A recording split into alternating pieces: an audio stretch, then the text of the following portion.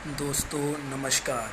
PDAKS education hub में मैं आपका तहे दिल से स्वागत करता हूं। जैसा कि आप देख रहे हैं, आज आप इस वीडियो में जीव विज्ञान के टॉपिक कोशिका के विषय में अध्ययन करेंगे। ये टॉपिक आपके लिए बहुत ही महत्वपूर्ण साबित होगा।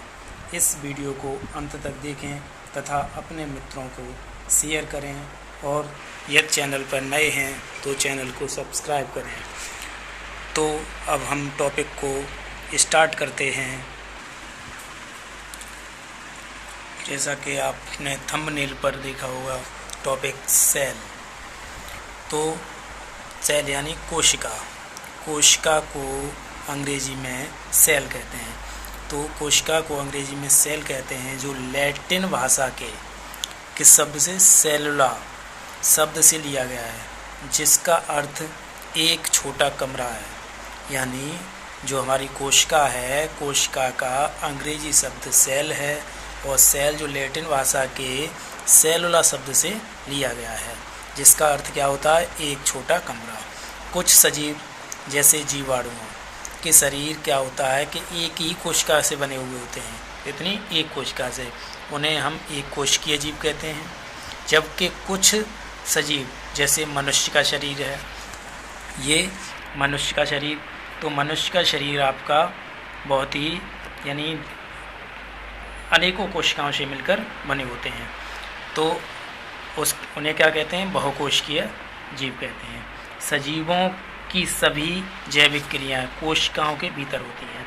यानी सजीवों के अंदर जितनी भी जैविक क्रियाएं होती हैं वो कहाँ होती हैं, कोशिकाओं के भीतर होती हैं।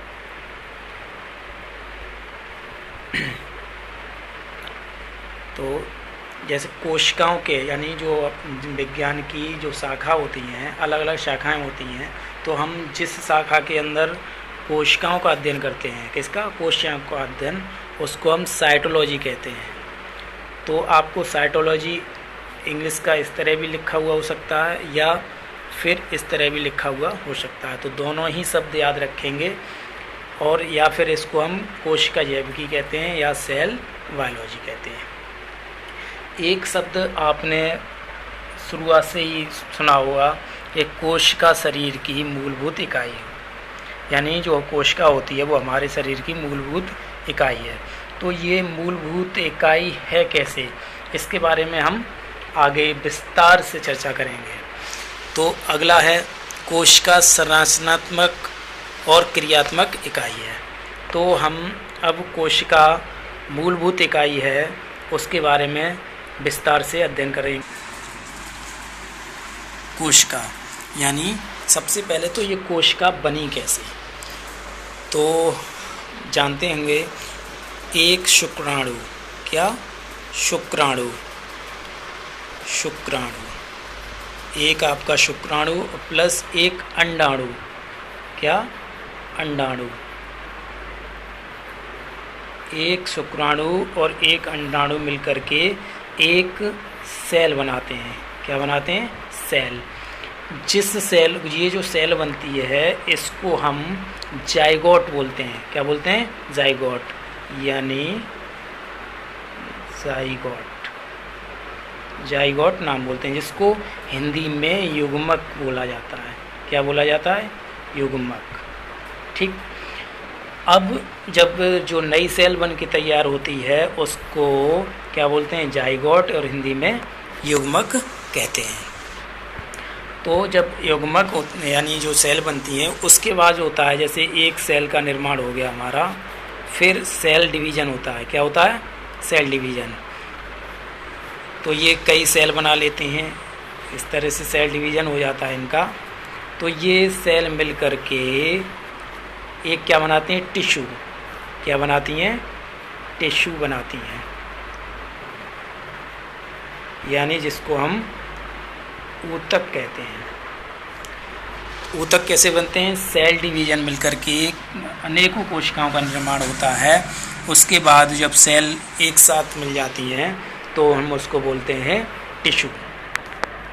और उसके बाद होता है आपका टिश्यू विभाजन यानी ऊतक विभाजन। ऊतक विभाजन से कई ऊतक मिलकर के कई ऊतक मिल जाते हैं, उसके बाद ये बनाते हैं ऑर्गन, यानी क्या बनाते हैं?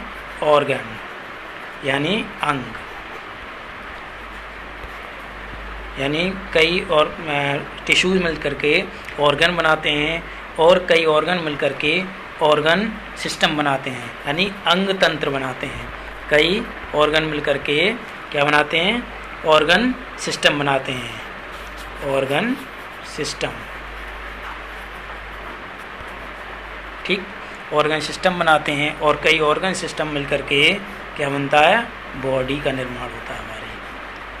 तो आपने देखा होगा कि सबसे पहले हमारी सेल क्या हुआ? सेल। फिर उसके बाद सेल मिल करके बने आपके टिश्यू। क्या बने? टिश्यू। और फिर टिश्यू मिल करके आपके बने ऑर्गन, ऑर्गन। और कई ऑर्गन मिल करके क्या बना? Organ system, organ system. और कई ऑर्गन सिस्टम मिल करके क्या बना? हमारा बॉडी। तो आपने देखा सबसे पहले हमारी सेल हुई, उसके बाद टिश्यू, उसके बाद ऑर्गन, उसके बाद ऑर्गन सिस्टम, उसके बाद बॉडी। यानी सेल से लेकर के बॉडी बनी। इसी वजह से सेल को क्या कहते हैं? ऑर्गन, यानी शरीर की मूलभूत इकाई कहते हैं। अब आता है प्लस सेल थ्योरी। जो सेल थ्योरी है यानी कोशिका सिद्धांत है, वो आपका सेल्डन और स्वान ने वर्ष 1839 में दिया था। अच्छा, जो मृत कोशिका है, मृत कोशिका की खोज आपके रॉबर्ट हुक ने की थी। किसने की थी? रॉबर्ट हुक ने। और यानी मृत कोशिका की खोज तो रॉबर्ट हुक ने की थी, और जीवित कोशिका की खोज किसने की? लीeuwenhoek ने की थी। किसने? लीeuwenhoek ने। अब देखते हैं संसार की सबसे बड़ी कोशिका कौन सी है।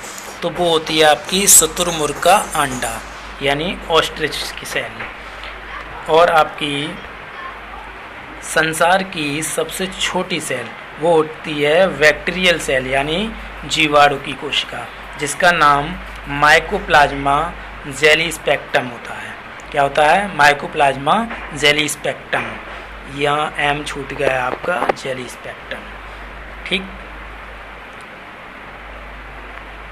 और मानव शरीर की, यानी मानव शरीर की सबसे बड़ी अथवा लंबी, यानी बड़ी भी यही है और लंबी भी है, तो वो कौन सी है? न्यूरॉन सेल, यानी इसको ब्रेन सेल भी कहते हैं और तंत्रिका कोशिका कहते हैं। मानव शरीर की सबसे छोटी कोशिका, यानी मानव शरीर की सबसे बड़ी कोशिका तो न्यूरॉन थी, यानी तंत्रिका कोशिका थी। और छोटी कौन सी है? आरबीसी। और मानव शरीर की सबसे छोटी प्रजनन कोशिका वो होती है आपकी स्पर्म, यानी शुक्राणु।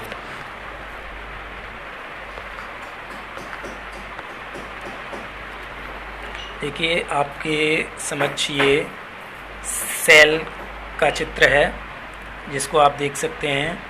देखो इसमें क्या क्या होता है। आपकी ये है, ये चीज़ हरित लवक, ठीक, ये आपका केंद्रक होता है, ये गोल्जी बॉडी होती है, ये केंद्रीय झिल्ली होती है, और ये प्लाज्मा झिल्ली है, बाह्य कोशिका है, माइटोकॉन्ड्रिया है, राइबोसोम है, कोशिका द्रव, हरित लवक, चिकनी अंतःप्रेरक जाल की, लाइसोसोम, खुरदरी जालिका। यानी ये टॉपिक होते हैं आपकी, यानी सेल के अंदर इतने ये चीज़ जो पाई जाती है, इसके बारे में भी हम आगे विस्तार से अध्ययन करेंगे। तो देखिए ये इस तरह से ये आपकी पादप कोशिका का डायग्राम है। किसका है? पादप कोशिका का। तो ये आपका है पादप कोशिका का ये डायग्राम है। पादप कोशिका में क्या होता है? कोशिका भित्ति होती है, ठीक है, और जंतु कोशिका में कोशिका भित्ति नहीं होती है। तो आगे देखेंगे हम। पहला कोशिका भित्ति। कोशिका भित्ति के बारे में देखेंगे। यह केवल पौधों में होती है। क्या होती है? जो कोशिका भित्ति ये होती है केवल पौधों में पाई जाती है।